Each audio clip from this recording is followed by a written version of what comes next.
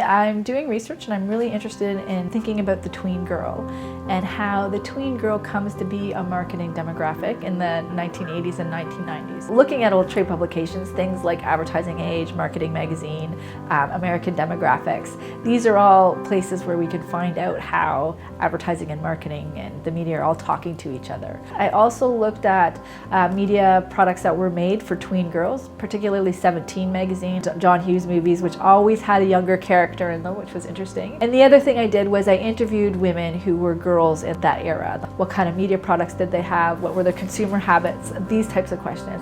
By pulling all these together, I was able to sort of piece together how the tween demographic sort of came to be. Most people who study the tweens really start to think about the tween as sort of coalescing with the beginning of the Spice Girls. And I'm really interested in what happened up until the Spice Girls, because there's a lot of things happening in advertising, marketing, market research, and the media that really started to think about the tween girl.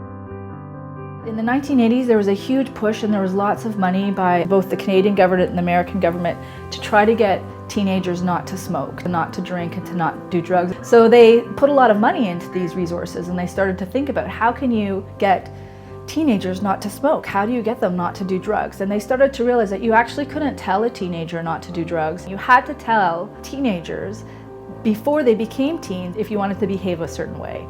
So of course, who was listening? Well, at the same time, a company like McDonald's was saying, well, if we want teenagers to eat McDonald's, we also have to tell them before they become teens.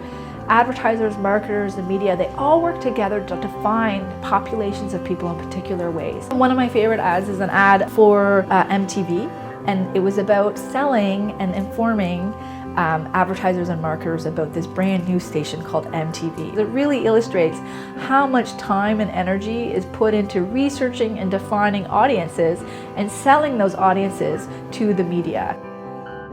So what's interesting about girl power is that there was a real push, particularly with Riot Girls and the zine magazines and punk bands like Bikini Kill and even Gwen Stefani, really trying to reclaim femininity and girlhood in new ways that had been kind of disparaged by second wave feminism. So in response, there's this real push to celebrate the girl, right? And to think about the girl as this moment of empowerment. Now, of course, the way they're defining the girl is not so much an age category, but a category and framing of femininity. The Spice Girls really kind of commodified different discourses around and narratives around girl power. They kind of dilute it down, but they sell it. They sell it to this huge market. And the Spice Girls were this massive phenomenon, as you know. They sold tons of records. They had incredibly successful concerts. They had a movie. They had dolls. They had all sorts of branded licensed products. So there's massive force that young girls were buying into, and they became really powerful. I'm kind of finishing up my research on the tween. I'm publishing a book this summer on it, and I'm sort of finished with it. And what I'm interested in, though, is how girls engage with this category, right? Do 8-year-old girls define themselves as a tween? How do they use that definition? How do they work that definition into their everyday life?